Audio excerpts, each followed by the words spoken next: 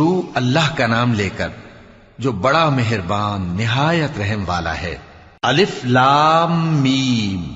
کیا لوگ یہ خیال کیے ہوئے ہیں کہ صرف یہ کہنے سے کہ ہم ایمان لے آئے چھوڑ دیے جائیں گے اور ان کی آزمائش نہیں کی جائے گی؟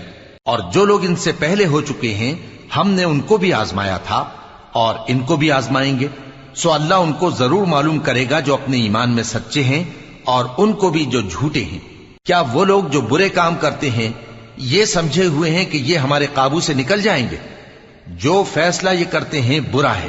جو شخص اللہ کی ملاقات کی امید رکھتا ہو تو اللہ کا مقرر کیا ہوا وقت ضرور آنے والا ہے، اور وہ سننے والا ہے، جاننے والا ہے۔